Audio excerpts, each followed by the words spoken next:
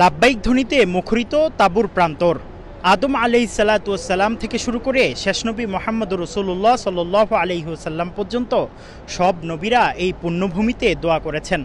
আজ হাজিরা এই মিনার প্রান্তরে দোয়ায় মশগুল রয়েছেন। 180টিরও বেশি, প্রায় 20 লক্ষ মুসলিম মিনার প্রান্তরে এসে দোয়া মুনাজাতে লিপ্ত আছেন। আগামীকাল ফজর বাদ তারা আরাফার ময়দানের দিকে লাব্বাইক ধ্বনিতে মুখরিত করে রওনা দিবেন। এরপরেই আরাফার ময়দানে অবস্থান শেষে তারা মুজদালিফার দিকে রওনা দিবেন এবং মুজদালিফায় রাত্রি যাপন করবেন এবং এরপরে তারা কোরবানি করবেন, মাথা মুন্ডাবেন, তওয়াফ করবেন। এর মাধ্যমেই মঙ্গলবার হজের আনুষ্ঠানিকতা শেষ করবেন। এদিকে 180টিরও বেশি দেশ থেকে আগত প্রায় 20 লাখেরও বেশি মুসলিম এখানে অবস্থান করছেন এবং দোয়া মুনাজাতে লিপ্ত রয়েছেন।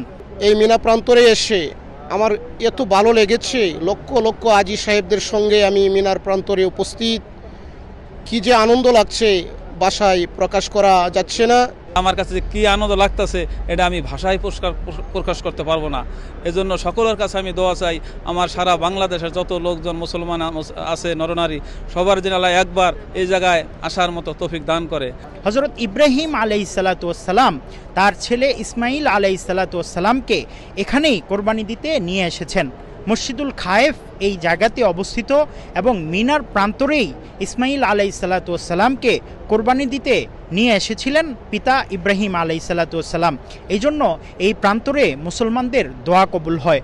এই জন্য এই রাতের আধারে তারা দোয়া মুনাজাতে লিপ্ত রয়েছেন। 2024 সালের হজযাত্রায় প্রায় 85,000 মুসলিম হজ করতে এসেছেন।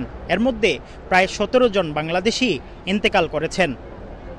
মুফতি আব্দুল্লাহ তামিম, সময় সংবাদ, মিনা, সৌদি আরব।